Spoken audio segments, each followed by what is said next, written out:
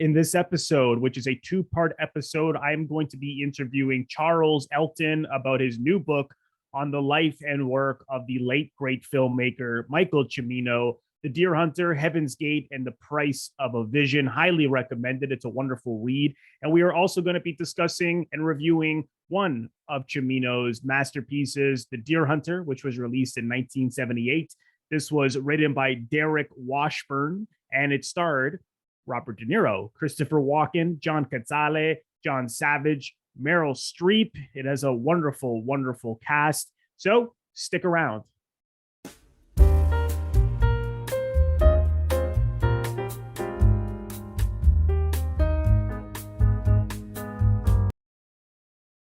Welcome to Robert Bellissimo at the Movies. This is a YouTube video podcast where we explore movies from all over the world and talk about how those stories were told on film, as well as interviews with different industry professionals who work in film, television, and theater. I want to welcome to the show Charles Elton, who was a director of the Curtis Brown Agency, representing film directors and screenwriters in London and Los Angeles. He was an independent TV producer before becoming an executive producer of drama at ITV in England, where he has been responsible for many award-winning shows. He is the author of two novels, Mr. Toppet and the Songs, and his new book, which we're discussing today, Cimino, about Michael Cimino, The Deer Hunter, Heaven's Gate, and The Price of a Vision, his new biography. Charles, welcome to the show. Thanks so much for joining me. Thank you. Hi. I love the book. I really enjoyed it. And I wanted to ask off the top, because I know that you had mentioned in other interviews and in the acknowledgements that, you know, a friend of yours suggested writing about Cimino, but were you, because I know you're a big cinephile in general, were you already a fan of his films before looking into a biography? I don't know why I haven't written about a film before, because it's really the only thing I know anything about. I mean, I can't do kings and queens of England or presidents of the United States. Right. But I do have a kind of Dustin Hoffman in Rain Man kind of memory about movies. So I did know. So do I.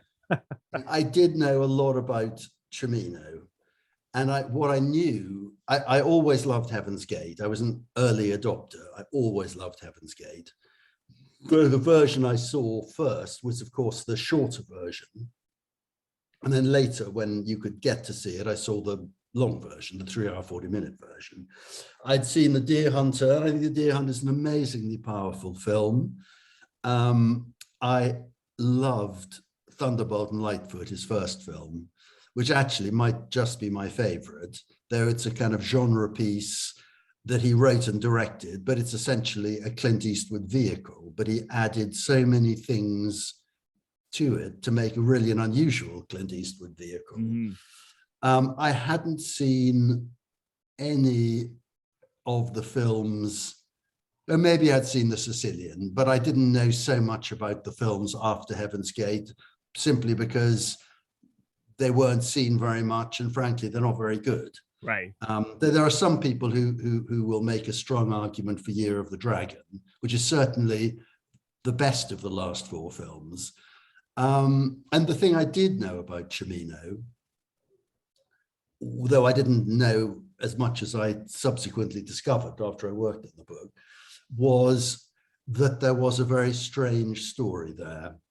I mean, film directors aren't always particularly interesting people, which isn't to say they can't be great film directors. I don't think John Ford was a particularly interesting person.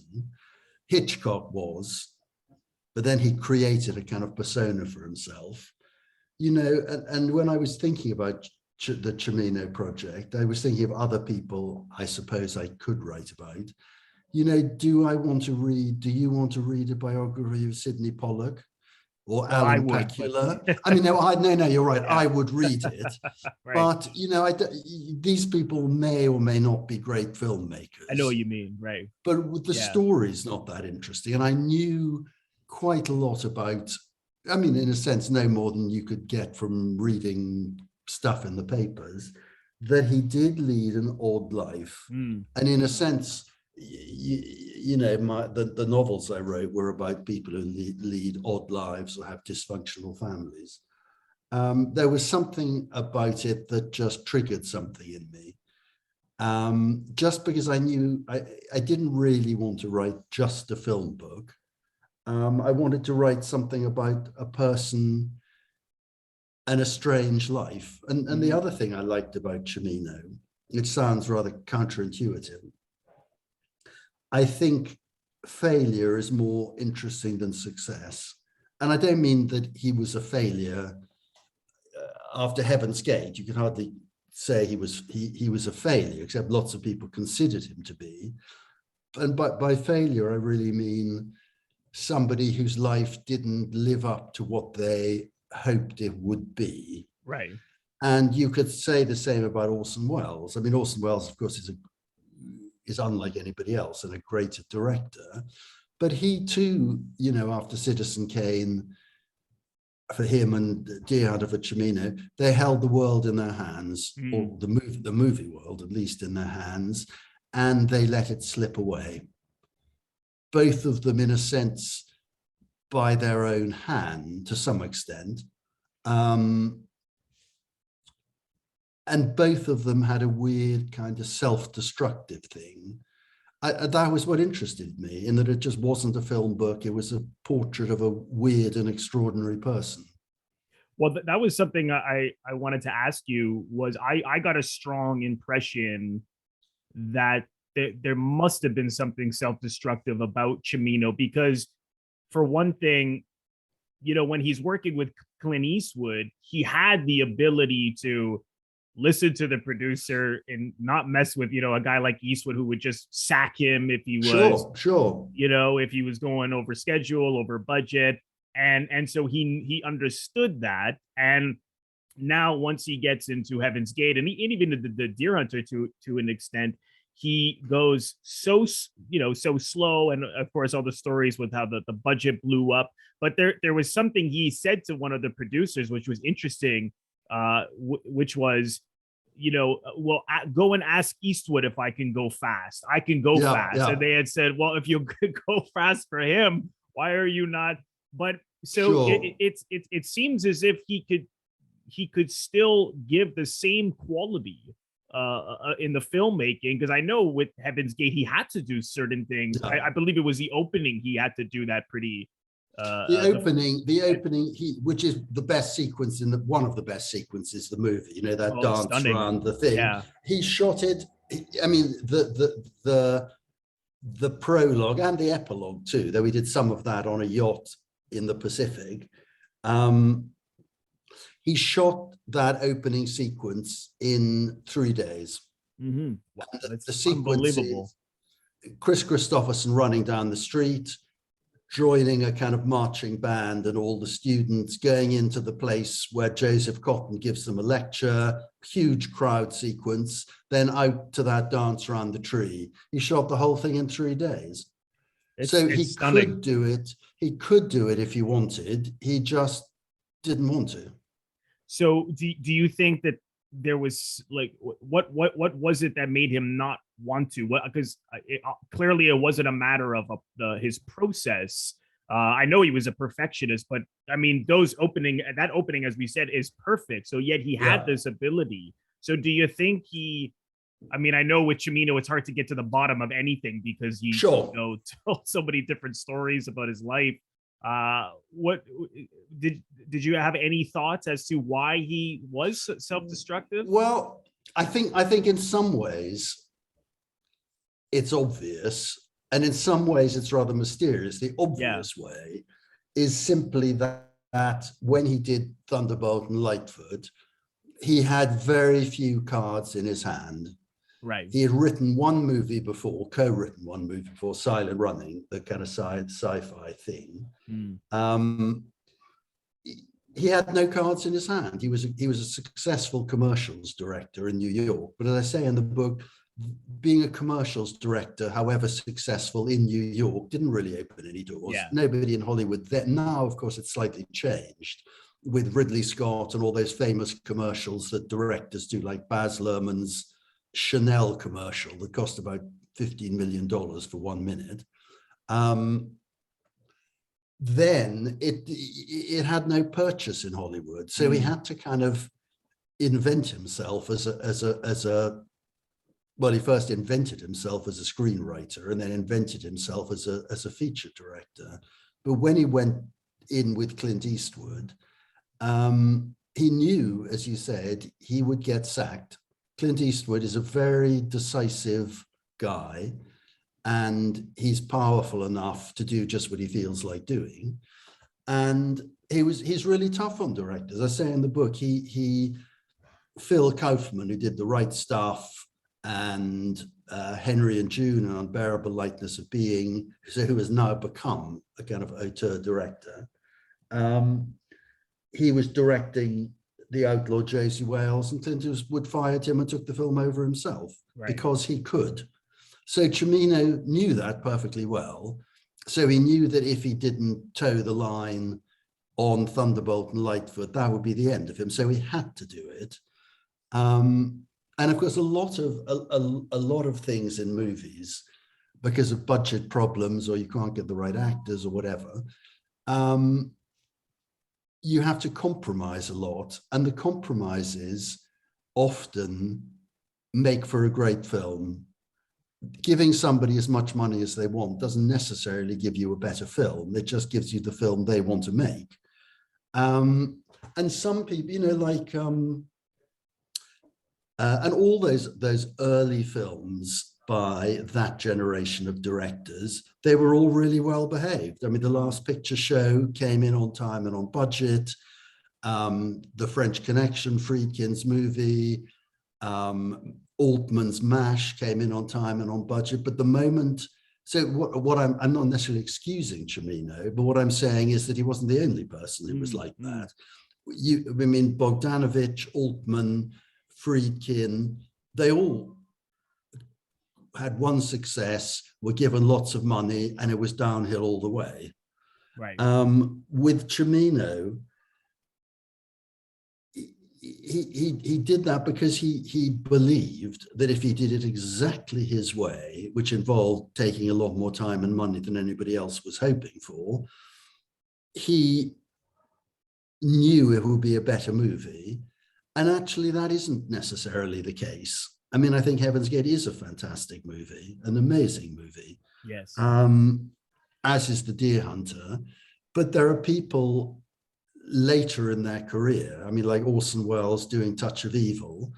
You know, Touch of Evil was a kind of schlock project. Right. It was low budget. It was absolutely not up to Welles's standards. I mean, the idea of doing a movie of that trashy little book. Yeah.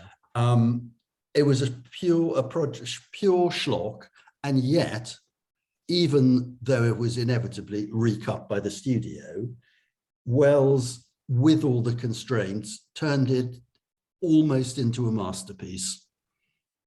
And that's what Cimino somehow couldn't do. He did it once with Thunderbolt and Lightfoot, but that's because he had to. After that, and even after Heaven's Gate, when he had to try and resuscitate his career, he didn't do a kind of Orson Welles on Touch of Evil, i.e. make the best of it. Well, apart from Year of the Dragon, the three movies afterwards, Sicilian, Desperate Hours, and Sun Chaser, they are really bad movies. Not Sun Chaser. I have a certain affection for Sun Chaser. Desperate Hours and The Sicilian, I don't know whether you've seen them, are truly terrible movies. I haven't seen anything. Yeah, I meant to see Year of the Dragon. Year of the Dragon is at least like a proper Cimino project, even though I think there are lots of people who love it. At least it is a Cimino film. The others somehow aren't. Right. I suppose it's, yeah, I know what you're saying. It's like he certainly had the agency to now really take his time, and I imagine his ego I suppose got the best of him. Yeah. Did it come as a, you know, because the narrative I always thought, which is what people largely think, is that he bankrupted UA with going so over budget with this film. And I was really, you know, I was really surprised to hear that that is not the case, which you talked about in the book. Did that come as a surprise to you as well? Did you always hold that same view that everyone had? I always, I think Cimino as a person and as a director had many faults, probably more faults as a person than as a director. But I always had the feeling that he had been treated unfairly. And the Stephen Bach book, which you'll have read, which is a famous book about the making of Heaven's Gate, written by the executive in charge of it, one of the executives in charge of it from United Artists, there was something about it, even when I first read it, that I didn't, it isn't that the book is untrue exactly, but it's very self-serving. And it presents the saga of the making of Heaven's Gate in a particular way. And I don't think, I had a feeling that it wasn't all true, which is not to say the book is lies. It's just a question of how you look, like Rashomon, how you look at a situation. Right. I just didn't quite trust the book, but that was years ago. And when I began looking into it, I mean, the strange thing about the belief that Cimino bankrupted the studio was, it was a kind of myth that has never gone away, and it's a myth that became the truth. Like, I can't think what, like Nero fiddled while Rome burnt. He didn't. Right. But yet that's what everybody, if you ask about Nero, they all say, oh, well, he was the one that fiddled while Rome burnt.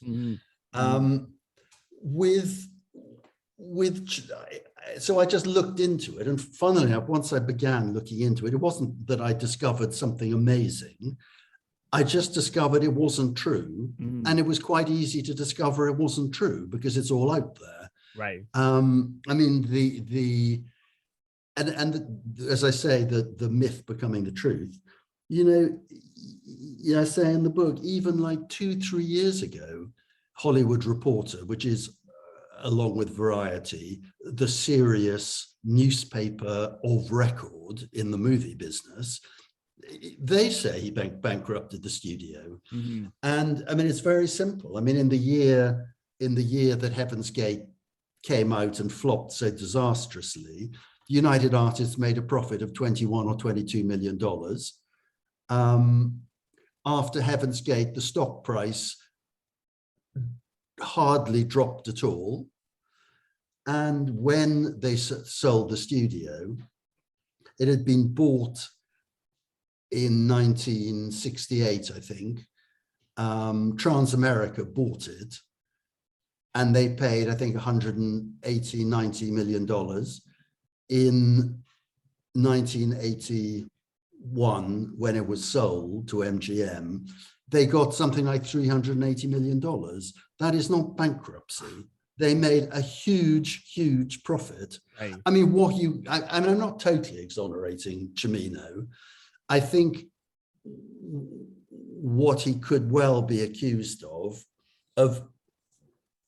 putting United Artists off from the movie business, but that's not the same thing as bankrupting them. And they could well have gone on. Right. Maybe they had got cold feet a bit about the movie business, but then somebody comes along and offers them all that money. And in fact, there are various different versions of the story. I don't think United Artists even were trying to sell. Kirk Kerkorian at MGM, he came to them to try to buy it. So it wasn't like they were standing on the street corner hawking United Artists around. And that wasn't easy. That wasn't difficult to find all that stuff out. Really, it wasn't. But people somehow would rather believe that he bankrupted the studio. It's a better narrative.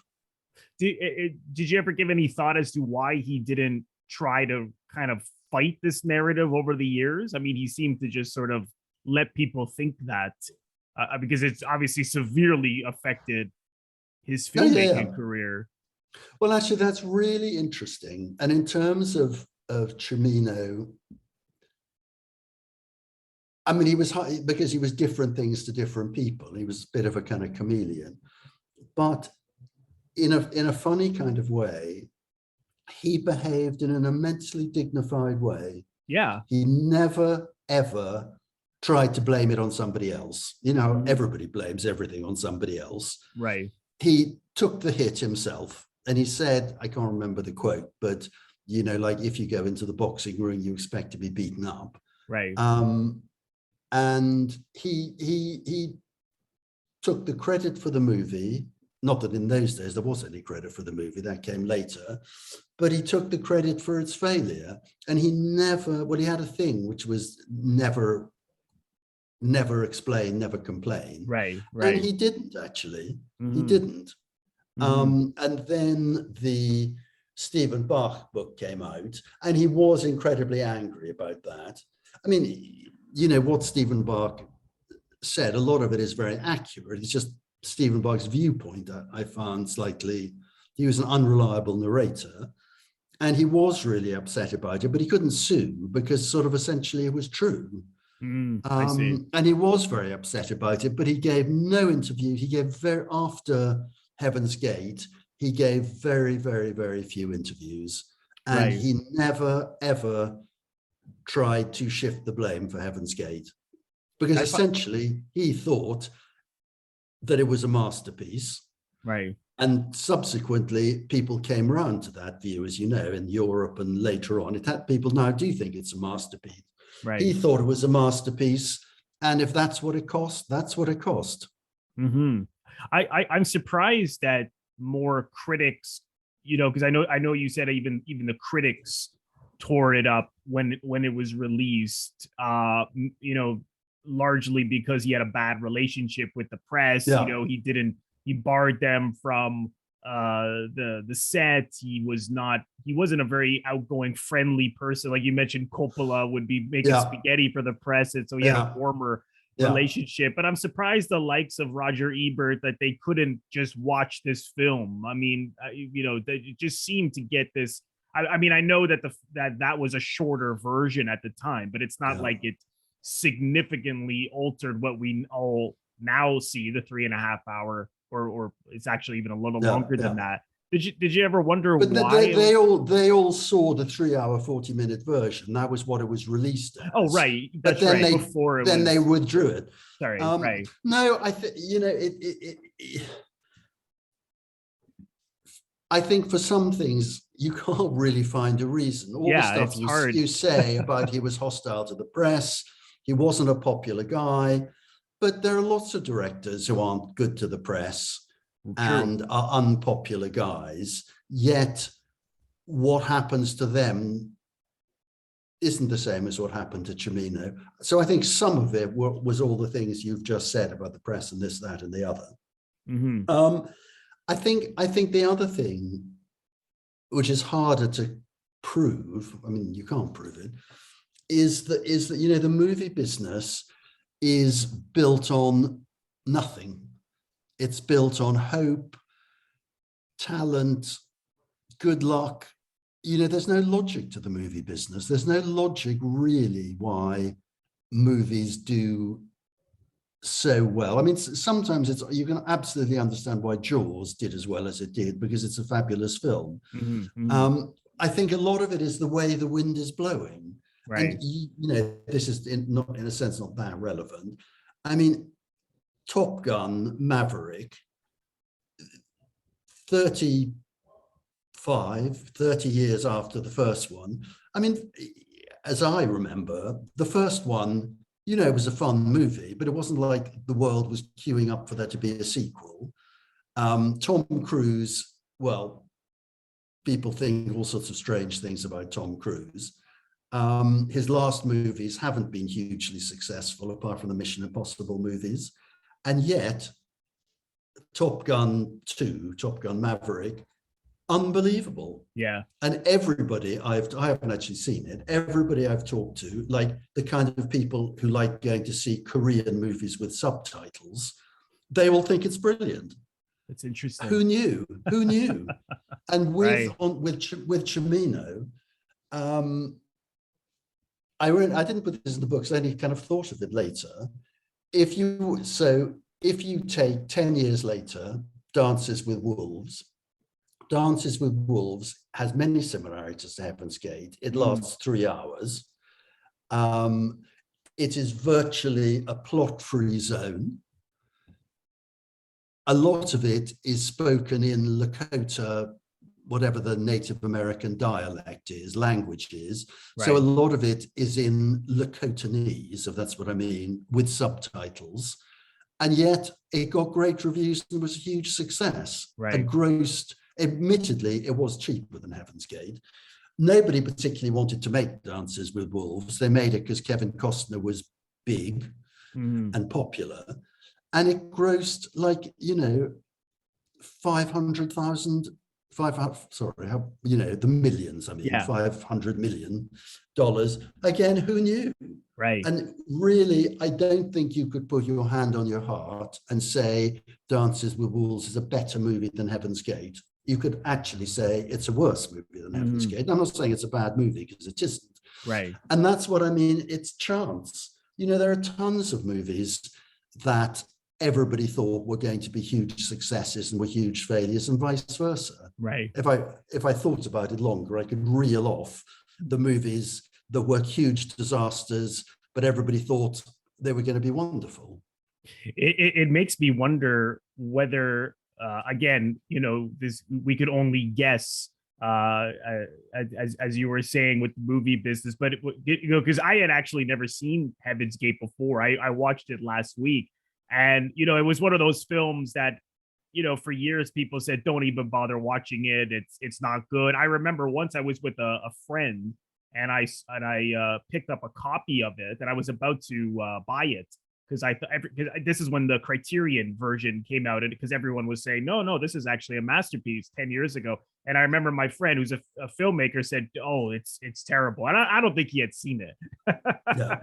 And I watched it last week, and I was like, this movie is unbelievable. And I wonder now, with things like Donald Trump and Brexit, because it is a film that is really about, all these, bigotry and people hating immigrants and saying terrible things about them and how they, came together to fight these rich, greedy capitalists. And I was like, wow, this today, I wonder. And I think Cimino himself called it a Marxist Western, which is an unusual thing in itself. And of course, it was in the era of Reagan. I think I told you I couldn't do presidents of the United States. I think you're right. Yeah, just before he came in. Yeah. And so America was right wing. Hard to believe it could be more right wing then than it is now. But anyway, yes. It was about the rich landowners who were tacitly supported by the government in slaughtering the immigrants. Right. It is very topical, but I can see then that was kind of unpopular. Yes. And also I do think it's a masterpiece, but it's also a bit of a mess. It isn't, it's sometimes hard. A, there's not that much story, and B, it's quite hard sometimes to understand the story. You saw it recently. What is John Hurt doing in the movie? He comes into it, he goes out of it, he comes into it.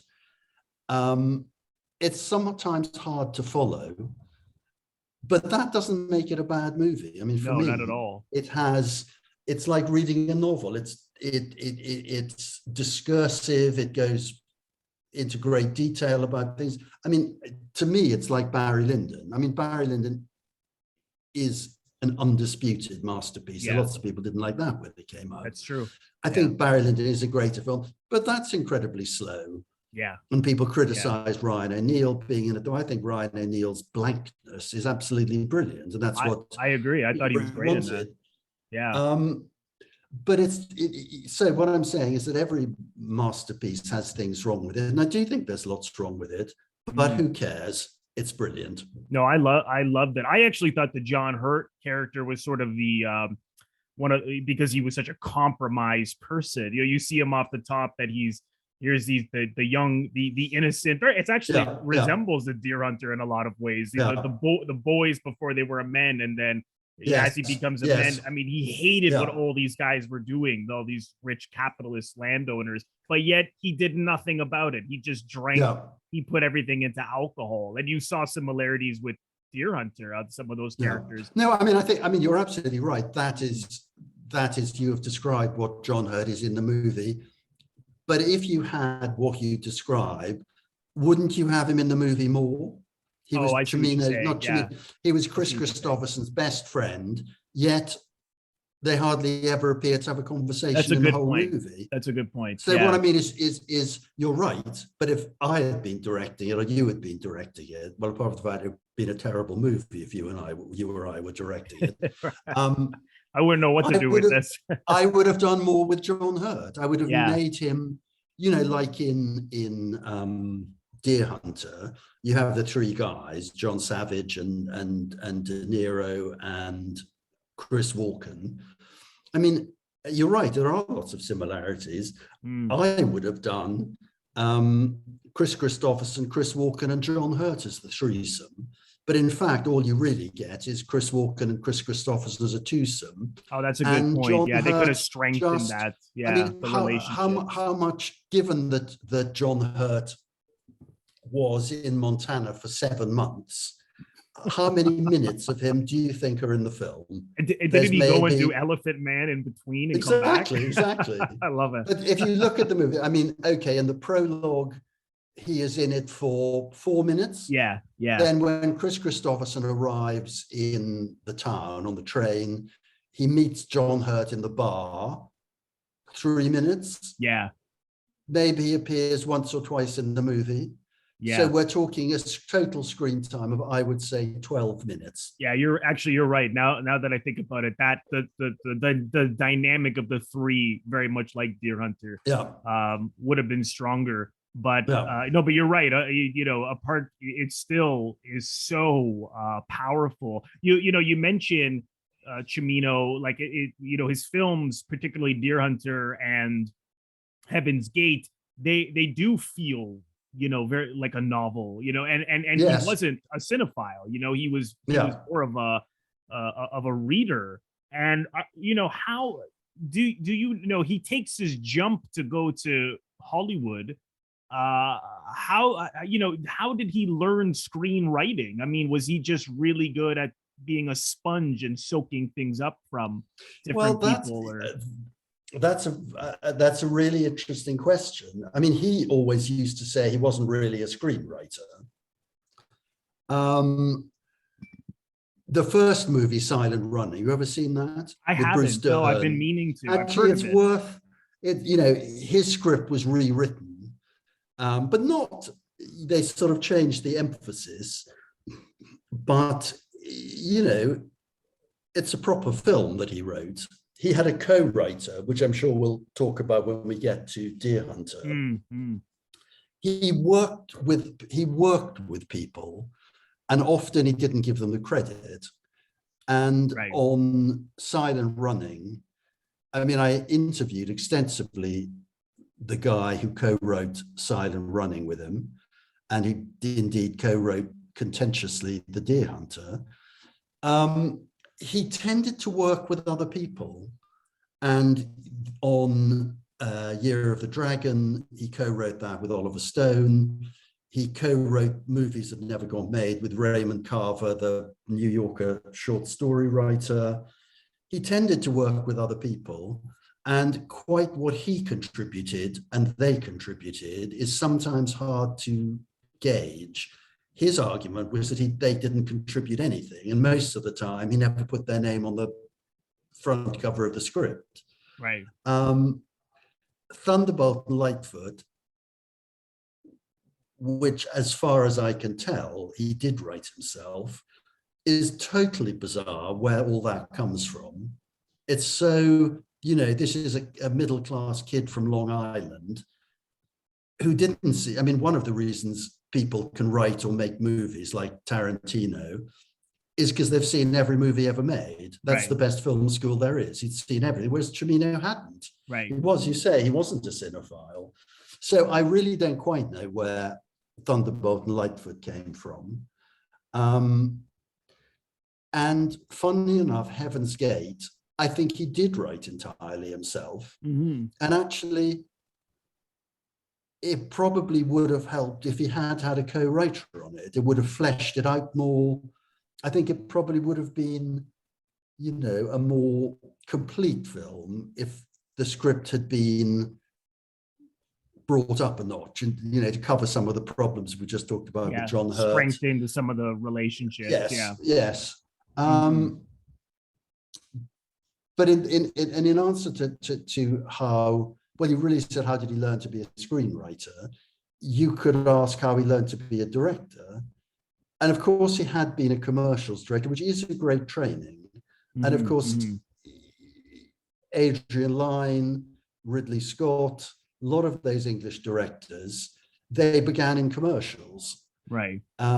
So it's a very good way to learn technically how to make a movie.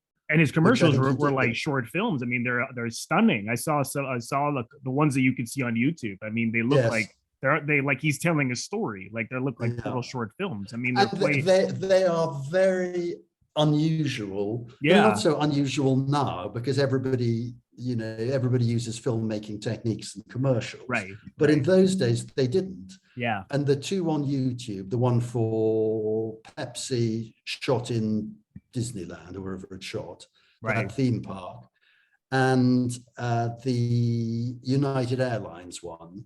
Yes, they're really extraordinary for the time. They really are. They really are. There's another one, which if you look it up on YouTube, it isn't credited to Cimino. I think it is credited to somebody else. There's no credit given. It's the Anne Margaret Canada Dry commercial. And if you go into YouTube and put Anne Margaret Canada Dry, it'll come up. And that is totally, totally extraordinary and brilliant. I'm going to have to look that one up. Yeah. There are only three that I could find, which are the two we've just talked about and the Anne Margaret one. Right. Because the trouble with, he did tons of commercials, but the problem with commercials, certainly then, is they're ephemeral. Nobody ever keeps commercials. Right. There isn't a sort of, museum of modern commercials. I mean, they just, people throw them away. Right.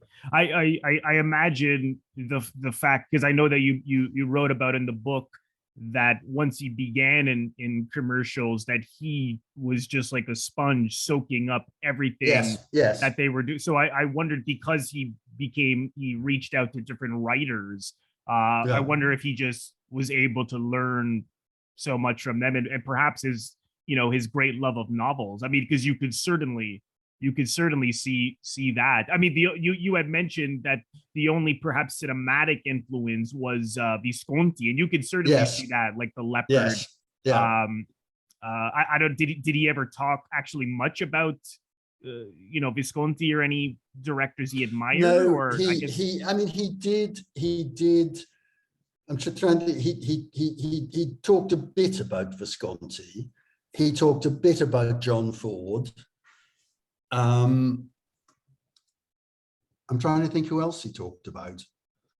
But he like with the scripts, where he didn't like giving anybody else credit, he wanted to have created himself entirely. Right, I see. And therefore, if you create yourself entirely, you don't want to acknowledge 1,000 people who helped you. Right, or inspired you. Right. Exactly. And if you compare him to what are called the movie brats, like George Lucas and Spielberg and Brian De Palma, Bogdanovich, they were happy to give credit. Yes. They loved the movies, and they had seen, and one of the reasons why he was never quite part of that cliquey in group was he couldn't talk about those movies. I mean, I wasn't with them, but I imagine, Brian De Palma and Peter Bogdanovich talking for hours and hours and hours. And Scorsese about, I could see it. And Scorsese and about Hitchcock and Jean-Luc Godard, and that's what they love talking about. Yeah, and they were happy to acknowledge those influences. Absolutely, because to them, if a movie like certainly Brian De Palma's stuff, like Blowout, or Dressed to Kill, or any of this, if they remind you of Hitchcock, that would please Brian De Palma. Absolutely, yeah. Whereas in a way, Cimino didn't want people to think this is like Visconti. He wanted it to be, Exactly. he wanted it to be his own, you know, he wanted it to just be what in movies is called single card credit. You know what I mean? Yeah. No, I I find that really appealing about him. I also was fascinated by this relationship he had with Joan Corelli, who was, you know, some people speculate that there was some kind of a relationship, but she was basically like a right hand woman his whole life. So I was curious because I found I couldn't help but laugh that when you finally reached her to talk to her about Cimino, and she was the closest person to Cimino. You know, I mean, I don't think anyone was closer to him that you know that anyone knows about. Yeah. So you know, the first thing she says to you is, "I'm not going to tell you anything," you know, and then she ended up, you know, warming up to you, telling you something. So I was curious, you know, when you get a response like that, how did you warm up to her in those, you know, those talks you had? How did you go about Well, I befriending mean, her? this is a lot. Well, a lot. I didn't put it all in the book, but I had, because I knew, everybody knew, it wasn't just anything I discovered. Everybody knew that she was.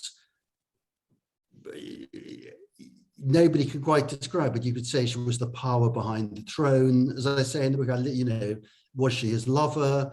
Was she his wife? Was she his, you know, amanuensis? She was bad cop to his bad cop. This is bad cop with them. Consigliere, hitman, whatever. I mean, she was all of those things, but nobody quite knew in what order they came. And because I knew how important she was to him, and I knew she was a mysterious figure, she has never been interviewed. I mean, in when the movie came out, she, as you know, produced Heaven's Gate. Right. When the movie came out, she gave a couple of interviews, but I don't mean interviews about herself, but like publicity bits about Heaven's Gate. She has never been interviewed since 1980, is very reclusive. And I thought, when I was thinking about the book, I thought if I don't get to her, I'm not sure there's any point writing the book. I mean, it's about, you know, it's like if they were still alive, you know, would you write about, sorry, this sounds really pretentious, would you write about Jean-Paul Sartre without interviewing Simone de Beauvoir? Or there are lots of other, what you might broadly call power couples, Right. who feed off each other. I mean, it was their relationship, and Simone de Beauvoir and Sartre, and lots of those twosomes. It's what the French call a folie à deux, which means couple madness, which is like together. I mean, separately they're two people, but when they come together, they become three people, and they feed each other. That's what they were like, and other people. And so I thought if I couldn't get to her, I wasn't sure I would write the book. And I outlined the process in my book. I mean, she is impossible to get to, and yet by a variety of weird things, I did get to her. And when she first telephoned me, I was like, I was kind of in shock. You know, the most elusive person in the whole Cimino story suddenly telephones me. And she hasn't talked. I mean, the weird thing is, she said to me when I first met her, she called me when I was in England, then I went to New York to meet her. She said, she's quite abrasive. She said, you know, there are hundreds of people like you who say they love Cimino, but they don't really, they just tell lies about him. Oh, no. And I was kind of thinking, well, that may or may not be true, but if that's the case, why are you talking to me? And I have no real answer to it. I mean, I did grow fond of her, and I saw her 4, 5, 6 times for, you know, like 3, 4 hours at a time. And it's sort of true, she didn't really tell me anything, but just by being with her, yes, helped me.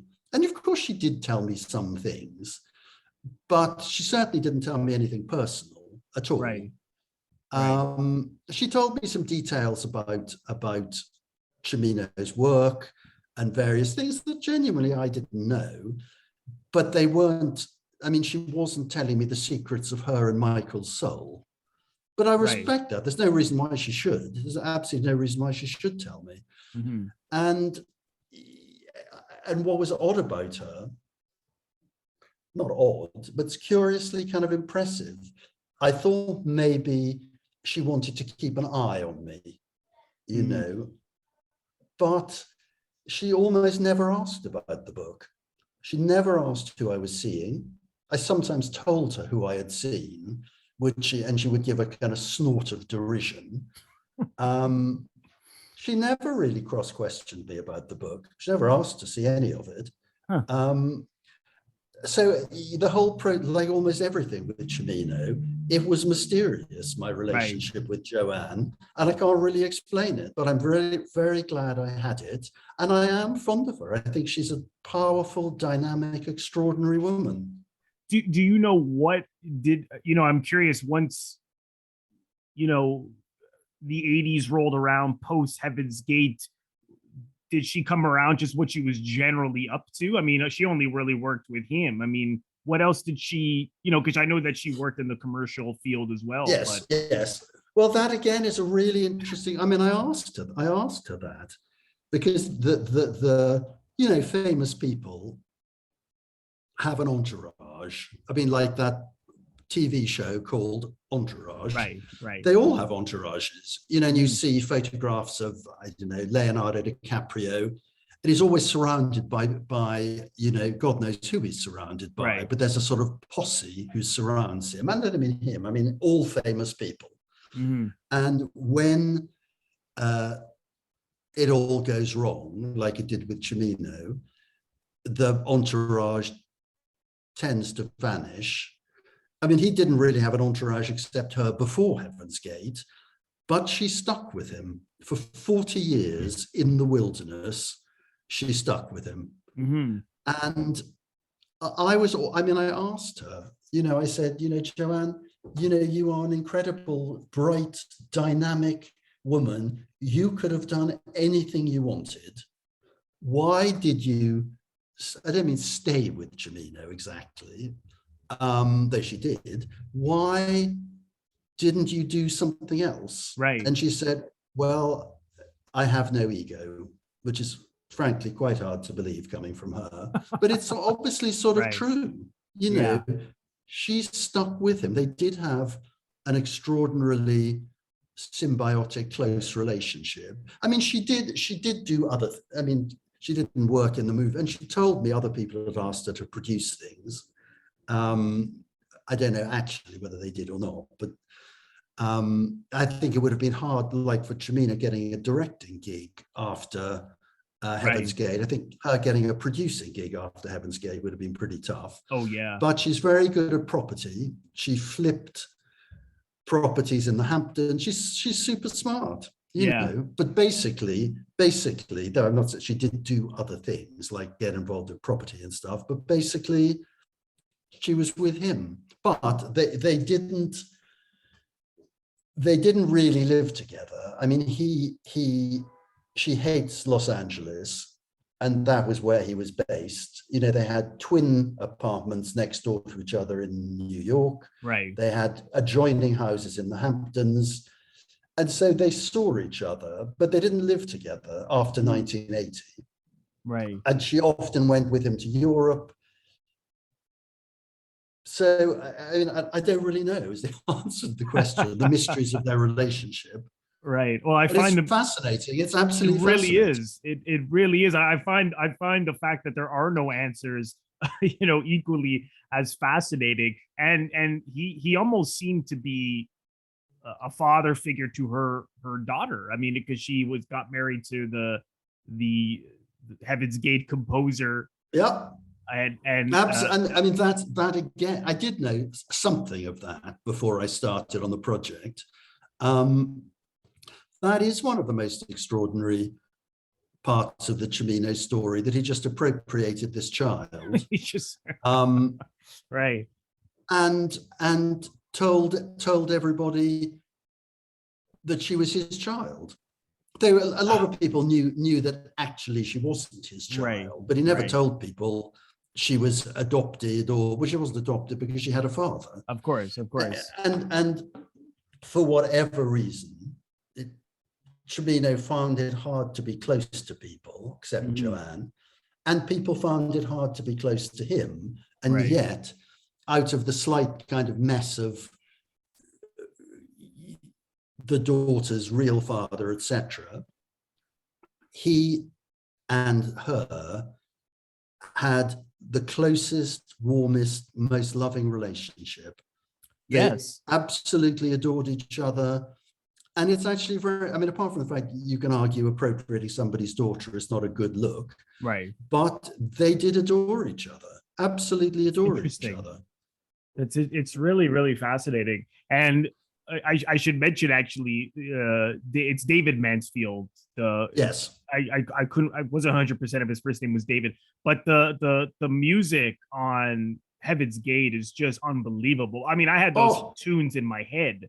I was playing them. Great. It is absolutely incredible. It's so nice. And when the movie came out, it was almost the only thing that people liked.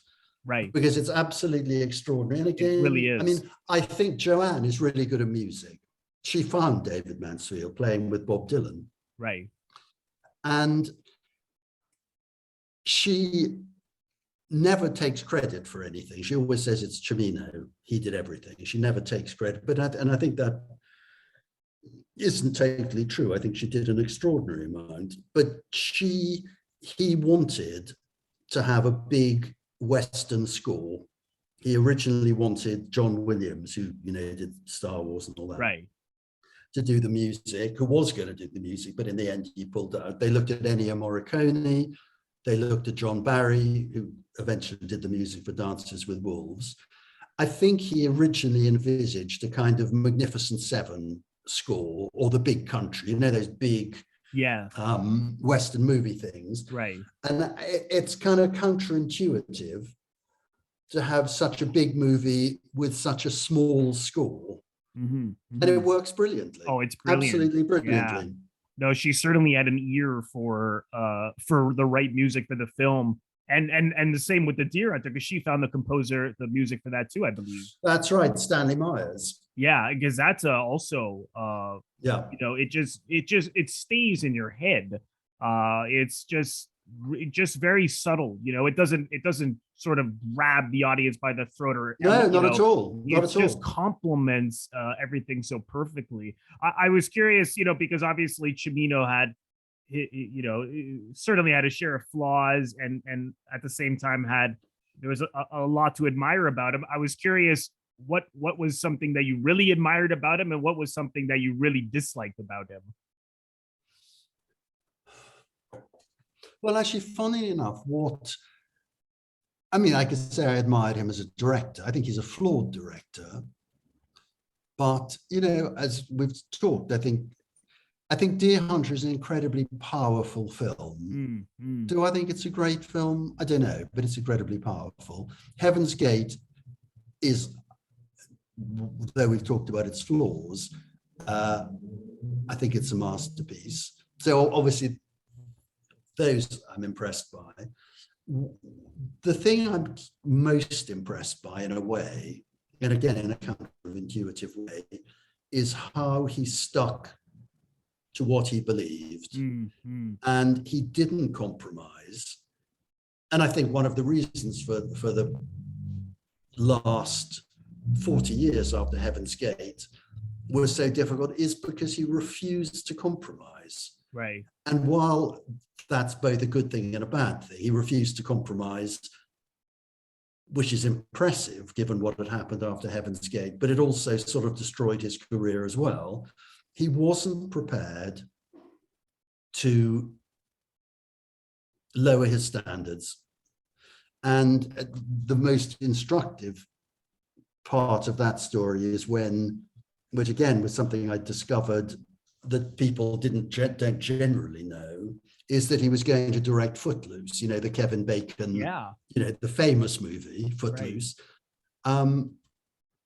And this was the first thing he had been offered after Heaven's Gate. So this is like 1983. So this is like 2-3 years after Heaven's Gate. Somebody offers him a movie. And I mean, you can say that Flashdance is a kind of tacky movie in some ways, except it was a huge success. But he loved musicals. And well, you've seen the United Airlines Take Me Along thing, so it wasn't that he was so grand and serious he could not contemplate a musical. He loved musicals. Yes. So it wasn't quite such a bizarre choice as you might think. Right. And even in Heaven's Gate has dancing. Absolutely. And you can argue even Deer Hunter does. Yeah, exactly. So it wasn't such a bizarre choice as it sounds. But instantly, I talked to Dean Pitchford, who wrote it, and who wrote who wrote all those famous songs, with none of which I can remember now. Let's Hear It for the Boy, all those kind of iconic 80s songs. Right. Almost instantly, Cimino behaved exactly as he had on Deer Hunter and Heaven's Gate. Right. And he had really no cards in his hand at all, literally none. Yes. I mean, it was, like whatever that Tennessee Williams line, I depend on the kindness of strangers. He had no cards in his hand. He gets offered a movie that is not just some, tiny little movie. It's a big, it's not huge. As big as Heaven's Gate, but it's like, a big popular movie. Right. And he behaves in exactly the way he behaved on Heaven's Gate and the Deer Hunter. He was difficult. He wanted to rewrite the script.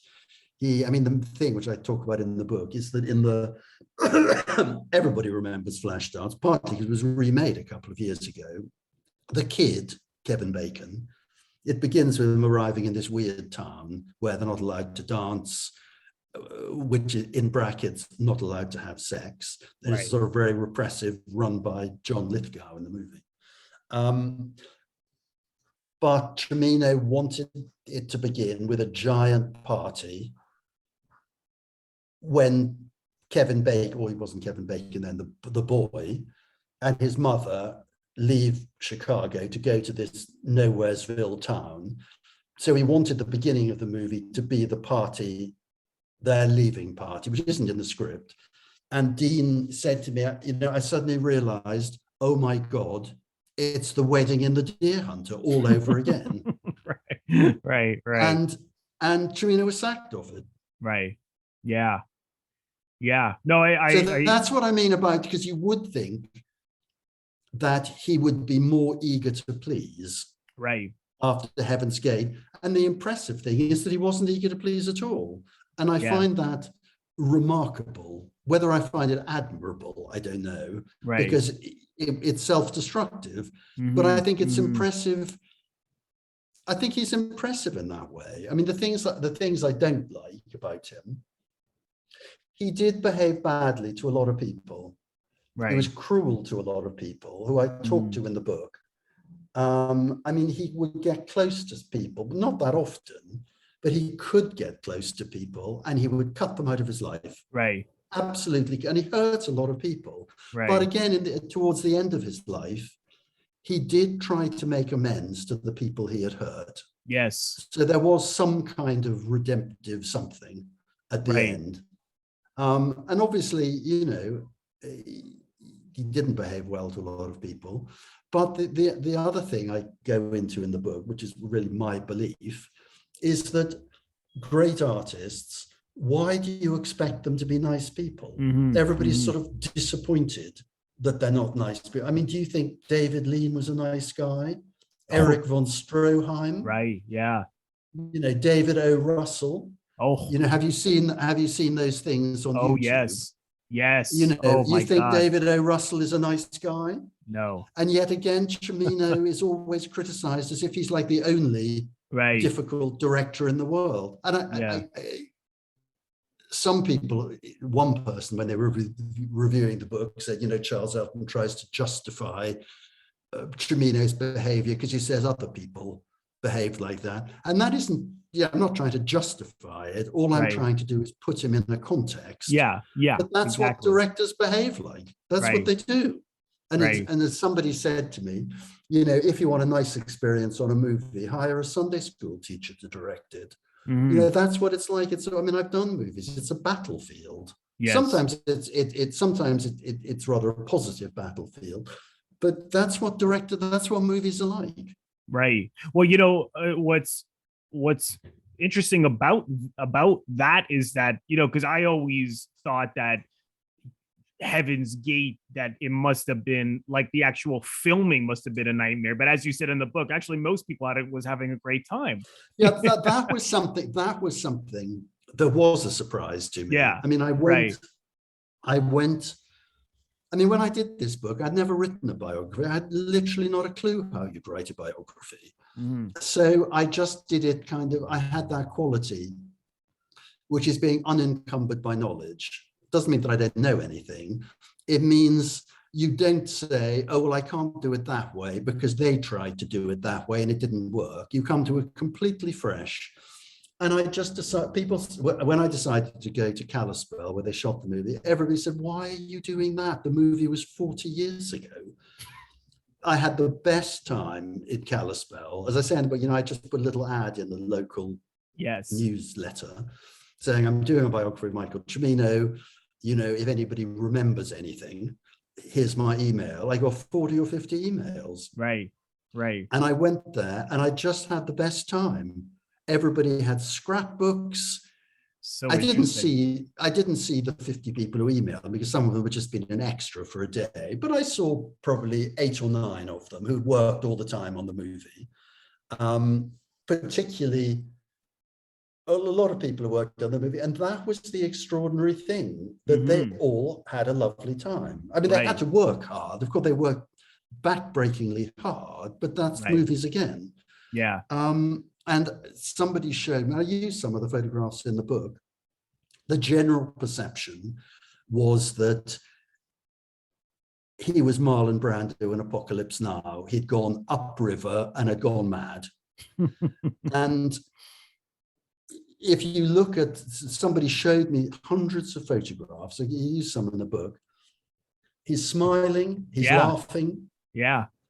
I was making really jokes. surprised about that as well. And that was a lovely, that was a surprising thing to learn.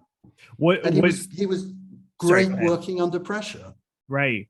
You mentioned this in the book because there was the journalist who came on the set Yeah, as Les an Gappe. extra, Yes, yes. and then he was reporting all these things that were so terrible. So was any of that a lie, or were those some of the things that he mentioned, Well, like things with the horses, like when Les Gappe got there, it was quite late on in the right, shooting. right, And I say this in the book, I think towards the end, it did become a grueling kind of battle.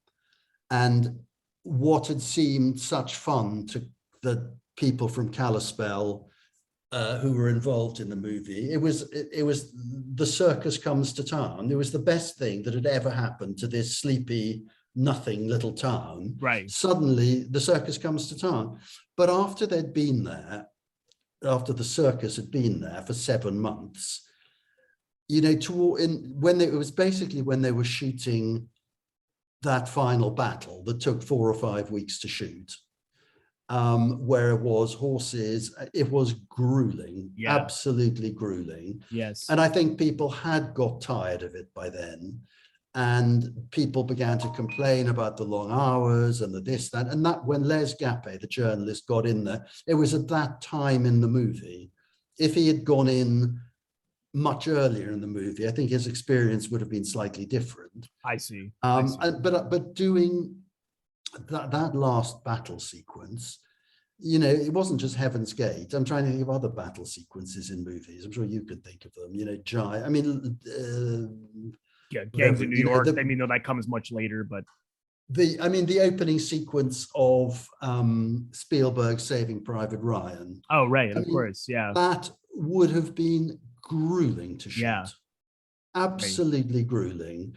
but no more or less grueling than the battle in Heaven's Gate. If you want to do those big sequences where there are 100 people on horses and you have hundreds of stuntmen and you have explosions, it's really difficult. Yeah, I don't think it was more difficult on Heaven's Gate than other big movies with huge battle sequences.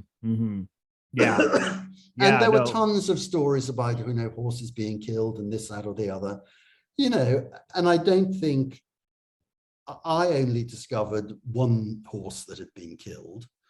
I'm not saying it's fine because only one horse was killed, because I know you're not meant to kill any horses. And the injuries, there were some injuries, sure. But again, I point out in the book, like Vic Morrow on Twilight Zone got his head cut off by a helicopter. And the kids with him died as well. Yeah.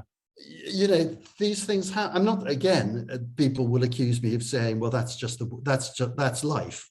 Right. And I don't quite mean that. All I'm putting it is in Cimino in the same context as other directors. It's really tough doing those kind of things, and it's really difficult, and it's frightening and it's tough. But no more frightening and more tough than any other movie. Right. Was there any indication as to how specifically he directed actors? Because I know most actors really liked him. So did he give them kind of full reign, or was he specific with what he wanted? I don't know. One of the things I didn't really do in the book is I didn't interview Meryl Streep or Robert De Niro or Chris Walken or John Savage. I did interview John Savage. Yeah, because he's in the book. Paraplegic. I mean, not the guy who plays a paraplegic. Right. I'm sure there's a different word for paraplegic these days, but I can't think of it. I didn't generally interview that, partly because I've produced a lot of stuff and I know actors. And, actors don't actually ever have anything that interesting to say. They nearly always love the director. Nearly all, apart from David O. Russell and Lily Tomlin, generally, the actors love the director. Yes. They never, I realize, and again, this was being that quality I describe as unencumbered by knowledge. I just thought, am I interested in more Meryl Streep has to say about working with Michael Cimino? They've also been interviewed quite a lot. And the thing I found when I interviewed people who've been interviewed before is that they say exactly the same thing they said in the previous. So information. I'm not saying they have to come up with something new just for me. But people have one thing to say and they say it. And they've all been interviewed, and I didn't even use that much of what they said, because I do a blanket. They always love the director.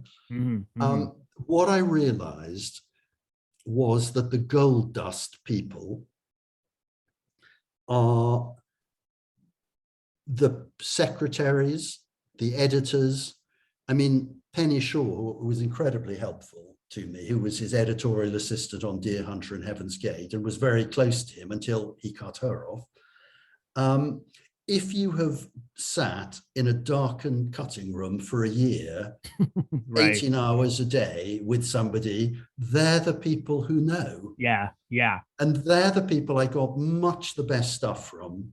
And ditto, again, I found when I went to Kalispell, his driver, his personal driver, who drove him for 7 months, and often the locations were 2 or 3 hours away. So this guy drove Cimino for 7 months. They're the people who know. Of course. They're the people. And of course, drivers become invisible, because if you're sitting in the back of the car having a row with somebody and the driver's sitting in the front, they're invisible.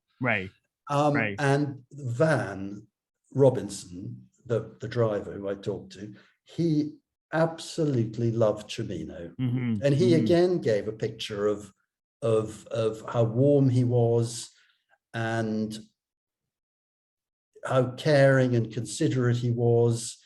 And what I really tried to find in the book is to counter all the terrible stories about Cimino. You go onto the internet and there's person after person saying how awful he was. I wanted to find people who loved him because I wanted to balance this out. Right, of course. Robinson, the driver, was one of them. But I have to say I didn't find that many of them, but I did find 5 or 6 or 7 people who really loved him. Some of them he behaved badly to, but again, he was a chameleon. He could be very sweet and charming, and he could also be horrible, and he showed different sides of himself to different people. But in a sense, we're all like that. Of course. We're all nicer to, or we're more horrible to our parents than our friends, or whatever. It doesn't matter what it is. We all show different sides. Of course, himself. yeah. I think he just showed more sides of himself. Right. And yeah, because I've interviewed Rutanya Alda a couple of times because I know that you. I love Rutanya. Very nice. Yeah, she is such a lovely person. She really is. She's one of the other actors. I've forgotten about her. She was such a lovely person. She adored Cimino, of course. Yeah, no, she really loved him, and I was curious because one thing you said here in the book when Rutanya came up was she said he was a real pleasure. He cared about the actors. I couldn't have had a happier experience than working with him. And then you said here, but actors tend to buy into their director, the movie equivalent of Stockholm syndrome. So was that meant to just be a bit of tongue in cheek? Yeah, no, I mean it's both tongue in cheek and true. Right. I see. Yeah, which made me curious because this is something from interviewing different writers. And I know other people have asked you this. Is when do your opinions come in? I mean, because I think most of your opinions here were just mainly about the later films. Yes. But do you try to find having some kind of an opinion? Do you consciously try to put that in, or is it just trying to just be vacant from it because it's history? Well, I mean, I didn't really think much about the book. I just wrote it. I mean, I'd done masses of research. So it wasn't that I had a master plan of how I would do it. It came out the way it came out. I don't mean I didn't rewrite it and it was edited and all that. I'm not a film critic. And actually, the one thing I do talk about The Deer Hunter. And I do talk about the later films, mostly saying how bad they are.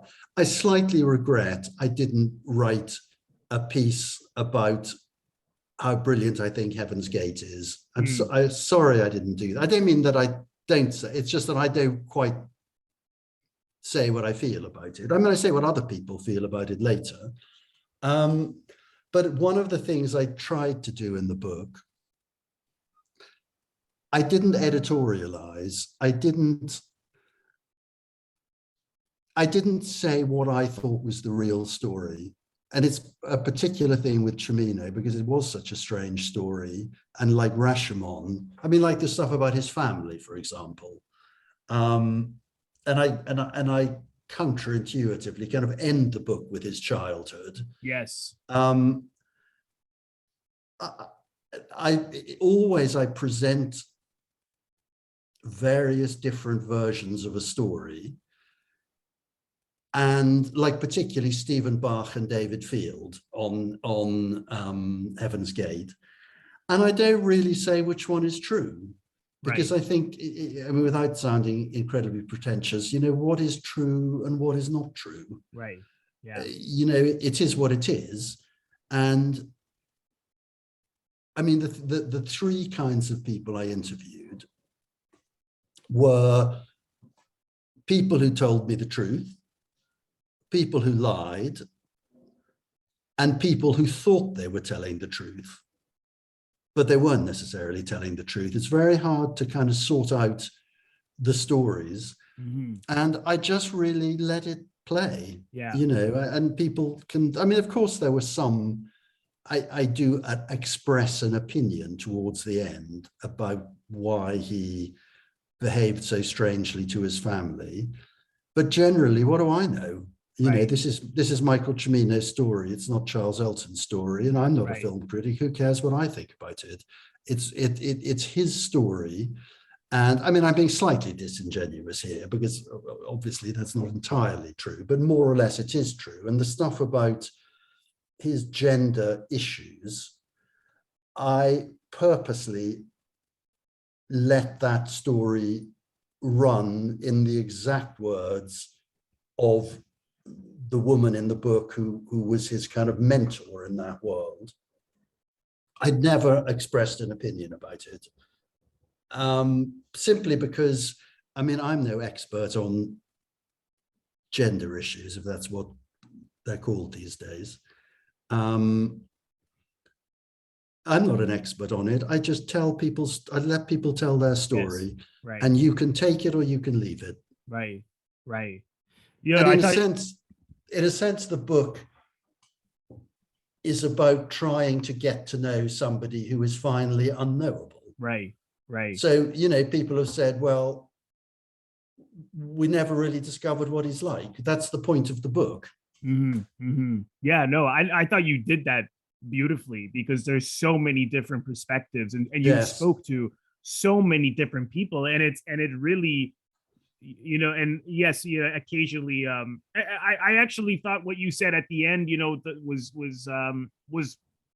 what really, perhaps, I mean, you never know what's true, but perhaps can be a little more on the plausible side with the fact that he in the 80s just cut his family entirely out, Yes. and as you said, it's a little like he had to be his own creation, Yes. you know, Yes. just like his movies had to be his own creation. I mean, I think there's a possibility in that if you look at which, you know, was self-destructive but also really appealing about him. But I thought you did that wonderfully because it really gives a lot for people to think about with this man who's just really unknowable.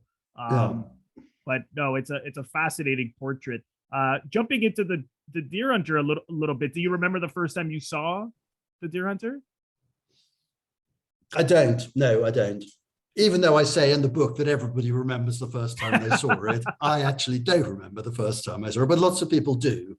I saw it, I must have seen it when it came out. Must have done.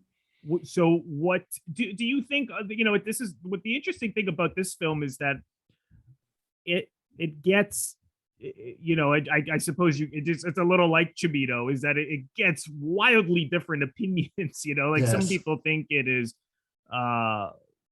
you know, racist and pro-war, and then you have other people who think it's an anti-war film. Do you think some of the criticisms it gets about it being sort of right-wing and pro-war, do you think that's fair? I was curious what you think. Actually, Cimino wasn't that political, and I think what makes me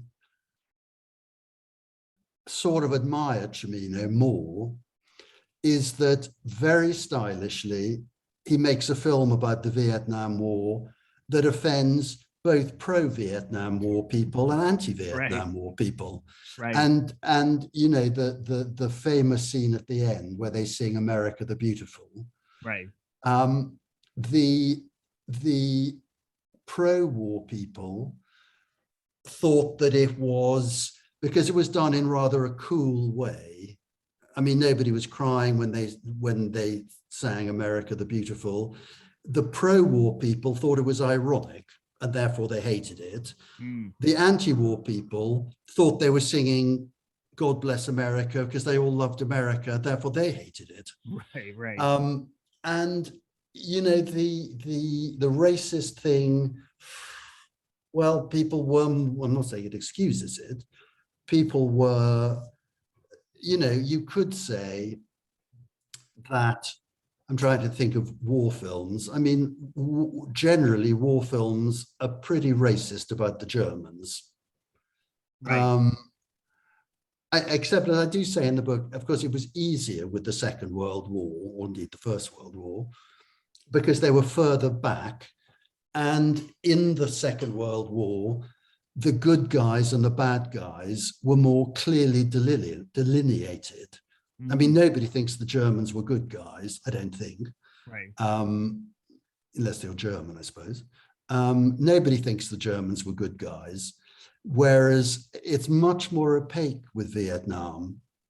And I'm not, but I didn't want to go in too much about the Vietnam War, because what do I know about the Vietnam War? Right. But it was it's much harder to work out who the good guys and the bad guys are. That's really what I mean. Whereas in the Second World War, it's easy. We know who the good guys were and the bad guys. Whereas then, because of the anti-war feeling and whether America should have been in the war at all and all those things, it's harder. And therefore, the accusations of racism are, in a sense, kind of true, even though Second World films are just as racist about the Germans, but people think it's okay to be racist about the Germans. Right. Whereas the Vietnamese and the Viet Cong and all that, it doesn't look so good to be as racist as the film looks. But again, he typical of Cimino, he lied about his military service. Right. That was one of the things that well, he didn't exactly lie about it, but he was very economical with the truth. He never said he'd actually fought in Vietnam, but he said he was in the Green Beret Medical Corps during the Tet Offensive. The Tet Offensive was in '68, and I'm no expert on it, but it was one of the most contentious, violent, difficult parts of the war. Whereas in fact, he was in the medical reserves in 1962 when the war hadn't even started. Right. So by putting himself in the middle of the Tet Offensive, it made him like center stage in the most difficult part of the war. But in fact, in 1968, he was directing commercials in New York. So that didn't help him at all, because it made him look as if he had lied. And in fact, he had lied to some extent. The Russian roulette thing, I never quite understood why that caused so much controversy. I mean, whether it happened or didn't happen, and I suspect probably it didn't happen, but in a sense, it's not a documentary. Right. And he was using it, I suppose, an example of terrible things that happen in war. I never minded it, really, but lots of people did and still do. Right. Because it's not fashionable then. It had become unfashionable to regard the Viet Cong as the enemy in a John Wayne kind of way. They were regarded, probably rightly, as the oppressed. So it was unfashionable to be critical in any way of them. I mean, but that's a generalization. I mean, the whole right wing didn't think it was wrong to be critical of them, but generally the youth movement and the liberal consensus was that you shouldn't have been in the war and that they were the oppressed. So that was one of the reasons why. But again, there are tons of inaccuracies in movies. Oh, of course, yeah. And war films. I mean, in England, there's always a lot of bad feeling about American Second World War movies in which it appears that the Americans won the war. I mean, that's just a British thing. And there are lots of inaccuracies, tons of inaccuracies, and there are lots of violent things that happened in movies that actually didn't really happen in that way. Right. So but again, Cimino is always criticized more than other people. Yeah. Well, and again, I'm not exonerating the Russian roulette thing. Right. I think even if it wasn't true, which it probably wasn't, that's not necessarily a reason for not having it. No, I agree. I had found I'm sure you saw it. There's an interview with him when the film came out, and they were asking him, why did you have this? Because this is not accurate. And he said something really interesting, which is, well, it was more of a metaphor for the fact that these men, for every single minute, didn't know whether they were going to live or die. And with Russian roulette, when they're down in the swamp, they're waiting to go play. So the dread of I might be dead in a few minutes, and then the actual now being in the hot seat, I may be dead in a matter of 3 seconds. Yeah. So No, I think it's absolutely true. I And agree. also, Yeah. I mean, also, if you had had a scene in a Second World War movie where the Germans forced the American prisoners to play Russian roulette, you wouldn't have any outcry at all. Right. Right. Well, I think obviously, I saw the film. I mean, I have I have it here. I have such a soft spot for it because I saw it 20 years ago, and it really got me interested in De Niro in general. And those, those scenes are, the acting in those scenes is unbelievably good. I mean, the entire film. And I know that they were actually getting smacked in the face. You see when the Viet Cong man is Vietnamese man is hitting them. I mean, they were really hitting those guys. I mean, it is every time I see it, it's hard to watch. It's disturbing. But and the other thing people objected to about The Deer Hunter was that he didn't really seem to have a view on it. He wasn't saying the war. I mean, if you look at John Wayne's The Green Berets, have you ever seen that? I haven't. I mean, it's exactly how you imagine it to be. The wonderful Americans come and liberate, etc. It's pro the Vietnam War. And there are other movies that are anti the Vietnam War, like Coming Home. Coming Home, yeah, which is that's obvious that it is, yeah. Whereas this, you don't really know. This you don't really know. Yeah. Whether he's pro or anti. And what he would say, as he often said later, he is anti-war. Right.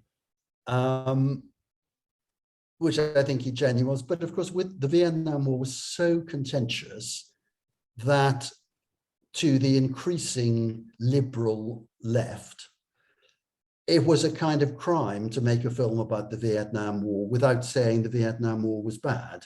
Right. Yeah. You couldn't really get away with that then. Right. But because it was such a powerful film, I mean, a lot of people hate it.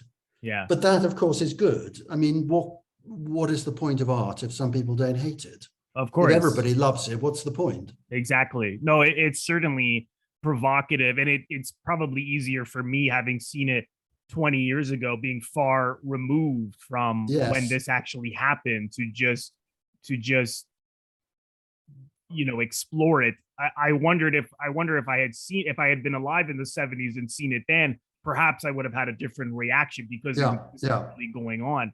But when I watched it again last week, it occurred to me that they could have set this during World War I and World War II, and it would have been the exact same story, because the war, it's not really about, to me anyways, it's not really about the war. It's really about what happens to people as a result of a war. It's really just these innocent people gung-ho on going there and serving their country, and then coming back and they're destroyed, and how they each respond. I mean, it's not about it's about how war destroys people. Exactly. Yeah. Whether it's the Vietnam War or any other kind of war.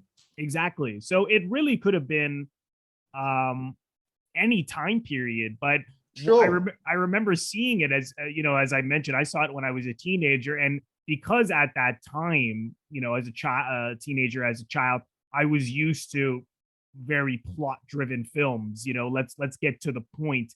And I remember when the wedding scene happened, I remember as a kid being so bored. And when I saw it again now, because obviously I've acquired a different taste in different kinds of films, it for me flies by. And really, you think this is like an hour. It's wonderful. It's amazing. And really, what's so fascinating to me about the film is that these are blue collar men and women, and they're not people who necessarily are articulate or talk about their feelings or talk about their problems. The way in which they bond is they shoot pool, they drink, they go to work, they hang out, they party, they say, And Yeah. I thought he told so much about these people simply visually on a visual level, and what they were doing. I mean, in that Yeah. wedding scene and before, you see all of this love triangle between Walken, Streep, and De Niro. You know that De Yeah. Niro clearly is in love with Meryl Streep. You know that Meryl Streep is in love with Christopher Walken. You know that John Cazale Stan is the outsider. Even the point at the locker room, he's combing his hair, and he's the only one who's particular about his hair, whereas everyone else Yeah. could care less. And so he's the guy that they pick on. And it, and obviously when the Green Beret comes in, that scene where the guy won't even talk to them. He just says, Yeah. fuck it, Yeah. as they're asking about the war. So you know that these guys are in for some trouble based on Yeah. this, lone man who looks like he just went through hell. It's unbelievable, and it doesn't feel slow. It doesn't feel long because it reveals so much Yeah. about these people. It And you're doesn't. It living with doesn't them. feel particularly dated. No, not at all. In a way that actually I saw Coming Home recently. And Coming Home, is a really moving film. I like It's that one a kind of- lot it's- too. It's kind of dated if you look at it again. I mean, it's not surprising it's dated. It's 40 years old. Right, right. So it's not surprising that a film 45 years old is dated. What is surprising is that The Deer Hunter is less dated than you might think. Right. Yeah, no, And it actually, doesn't. Sorry, a lot of what was interesting about the reaction to Deer Hunter is that Vietnam vets loved the movie. I don't mean all of them, but in terms of, the Russian roulette stuff and this, that, or the other, they loved the movie. They thought it was telling their story. Right. Yeah. And I think it's so powerful because it's so much about these people and what happens to them. Again, the first time I got interested in this was watching almost 20 years ago. The AFI did a tribute to De Niro, and I don't know if you ever saw that, but No. when he spoke about it, they interviewed him about this film. He started to cry. Here he is 25 years later. This is in 2003. He thought that the script was so moving and that what happened to these men. He highlights the scene when he goes into the hospital to see John Savage, and that he's pretending not to notice that his legs are gone. Yeah. You see him smiling, and they're talking about everything except what's happening. Yes. Hey, you look good. How's it going? It is. It's great. It's great. And De Niro, actually, he said that's one of the hardest emotional scenes he Yeah. ever did. And here he is, and he still was so moved by it. And even the scenes with that he has with Meryl Streep, I mean, they talk about everything except what's going on. I mean, they're so, there's an awkwardness. They just don't. And what do you say? I mean, what is he going to say about what happened? And the fact that Nick is still there. These are not people who know how to use their words, or and you even see her in the grocery shop she works at, and she's crying, and she doesn't want to tell him why, right? But the audience knows more than the characters do. And I love that. I'm always amazed at films where really you look at it and no one has really talked about anything, but yet it's all there, and it's so powerful. I mean, I was weeping at the end. I mean, I've seen it a number of times, but it's still it's jaw dropping. And I got part of a Facebook conversation last week. A film critic here in Toronto loves this film, and some people commented saying that they find it so corny, and just because of some of the dialogue, like the this is this that De Niro says in one shot. And I'm like, yeah, maybe, but I don't care. I mean, it's funny how people get hung up on certain. I mean, it has a certain sentimentality to it, perhaps, but I find it enormously powerful. I don't know. It absolutely is. Yeah. No, I totally agree. And that I mean, I know you mentioned this in the book, that he was very interested in what makes a man and masculinity. And, De Niro is, as Michael, for whatever reason, has this strength about him that is, he's like a superhero almost. I mean, he saves everybody, and he's able to sort of go on with his life, whereas for whatever reason, Nick can't, and that's the true tragedy. But that last scene is which is basically a suicide, where Nick kills himself. I mean, I could see how perhaps people would find some of these things a little far-fetched. For example, that he was winning all this money on Russian roulette and sending the money home. I mean, sure, but it's who cares? I mean, it's like Hitchcock said, it's turning the implausible into plausible. Yeah, because it's the feelings of the fact that he was probably hoping one of those bullets were just going to take him out eventually. And of course, like the whole thing about movies or literature, fiction, it's not about what's true or not. It's about what you believe. Exactly. And there are tons of things that are true. Like you hear weird stories like, twins, identical twins separated at birth, who 40 years later find themselves at the deli counter of Whole Foods. Do you believe it? I don't believe it, but it's true. Right. Whereas there, and just like the Russian roulette thing, if you think about it, you're absolutely right. He survived for 5 years playing Russian roulette day in and day out. Right. But you believe it. Totally believe it. Yeah. Even the fact that they got out of that, I mean, I know some of those guards were kind of sleepy, but they had like tons of guns. I mean, yes. Two guys. I mean, it does have a superhero quality to it, but I never doubt it. I never really doubt it. Which is, it just goes to, and even when it cuts from the guy, the people in the bar, and it cuts to Vietnam and that explosion. If you think about it, so Robert De Niro is there, and he runs into Chris Walken and John Savage. Oh yeah. It's like when they cut to they're walking down Fifth Avenue and they suddenly run into each other. They're in the middle of God knows where, and they run into each other. Yeah. But who cares? Who cares? I know. I don't doubt it. What I really like about that scene is that here they were playing the piano in the last scene, all after the wedding and after the deer hunting, and he just cuts right to the war. I think that works beautifully. Brilliant. You don't see them saying goodbye to everybody. He just, it's interesting that he knew when to have the sequences so long, like in the wedding. So you really feel for these people. You really get to know them. You basically live with them. But then he knew what to cut, which was the hellos and the goodbyes. And we'll be back, because why do you don't really need to, you don't really need to see that. But I mean, there's something very simple and direct about it. There's not, I think really all the ambiguities are about whether it was anti-war, pro-war, the things that we've been discussing.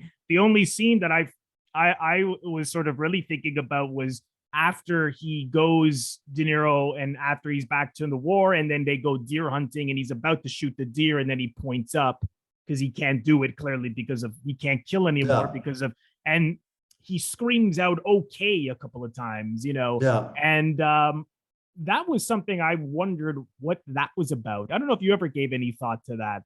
Why? Actually, I'm ashamed that I don't actually even remember that bit. Oh, that's okay. Sorry. No, well, I had never remembered. I remembered the scene where he points up and does. I know. I remember. Of course, I remember that. Yeah, and it's interesting that he goes to the deer, okay, and then there's a wide shot, and then he really hollers it, okay, and I thought it was sort of like, okay, I've learned my lesson. That's how I took it. I won't, kill again or something. But other than that, it's a really simple scene, and I love. I mean, it's a tragedy that we lost an actor like John Cazale so young, because 5 movies, 5 masterpieces. This is what are the 5 movies? Dog Day Afternoon, Godfather, Deer 1 Hunter. and 2, and then the Conversation. Oh, The Conversation. God, The Conversation is such a great movie. So good. I love it. I'd forgotten he was in The Conversation. Yeah. And he's perfect. He was such a good actor. It'd be interesting to see what kind of parts he would have played, but he's always perfect as sort of loser guy, I mean, I hate to put it that way, but he's sort of the sort of a bit of a bum. And he's he's always fast. I mean, I love his scenes with De Niro in this, particularly the when he's playing around with that stupid little gun, Yeah, and yeah, yeah, yeah, yeah, De Niro takes it out of his hand, and you know yeah, exactly why he's doing that. yeah, You know, it's like, how dare you treat this as a toy? He yeah. even has, speaking of Rutanya Alda, he even has the little kid with the toy gun when De Niro goes That's to right. visit her. Yeah, yeah, And again, just the sense of everyone is, you know, it's everyone was treating these objects as toys or to kill a deer yeah. and not taking it seriously. And now, that kid may be next, the next war. It's sort of the Sure. irony of the piece. But I wasn't sure how I was going to feel about it again because, like I said, I hadn't seen it in a while, and I thought, oh, but well, I kind of got hung up on some of these different criticisms. People, oh, it's corny and stuff, and it may be in some ways, but I think it's wonderful. I think Yeah, it's it a good is. It movie. is. Yeah, right. Well, I hope I haven't taken up too much of your time, No, it's fine. Charles. It's fine. Is a wonderful discussion. Again, the book is called The Deer Hunter, Heaven's Gate, and the Price of a Vision. And I ate it up. I mean, I devoured it. I thought it was. I'm glad someone finally has written about Cimino because, as you said, no one had before. So I highly recommend checking it out. And I just also want to thank Andrew Gibelli at Abrams Books for putting you in touch with me, Charles, today, that we could talk about the book. No, And for Andrew's been great. yeah, and thank you for sending me the book as well. Well, Charles, thanks so much for coming on. I really appreciate your time. Good. Well, I've enjoyed it. Once Charles and I finished our discussion, there was a couple of things about the Deer Hunter that I didn't mention that was sort of eating away at me that I didn't mention it. So I wanted to mention a couple of things about the relationship between Robert De Niro's character Michael and Meryl Streep's character Linda. There's this love triangle feel between their characters and the character of Nikki, played by Christopher Walken, that you see from the wedding sequence at the beginning. That De Niro as Michael is clearly totally in love with Linda. He even has a picture of her in his wallet that you see when he comes back from Vietnam, and he's in in a hotel room that he's staying at. He takes out his wallet and he's carrying a picture. And again, this is all done visually. Everything you see about their relationship is done on a visual level, so no one says anything that is telling the audience this. It's all done visually. And they're both, after the war, extremely vulnerable and broken for different reasons. For Linda, it's the fact that she misses Nick terribly. She's worried sick about him. She's now been alone without him. You see in the beginning of the film that she actually has an abusive father who's an alcoholic. And Michael, of course, from all that he experienced in Vietnam, is also, very vulnerable, very broken. And so they need affection, and they need love, and they need something to ease the wounds. And again, these are not people who know how to articulate their feelings. And so Linda suddenly says to Michael, let's go to bed together. And so it's what's interesting is that it almost, I mean, it certainly implies that they had sex. I mean, she was torn between the two men, and it's ambiguous as to whether she really loved Nick or whether she really loved Michael, or perhaps she loved them both, and so she was torn between the two men. So it's certainly implied that they had sex together. They're in a hotel room. She gets into a bed only wearing a towel. But what's interesting is that it's not just, we're in love or we're so attracted to each other, so let's have sex with each other.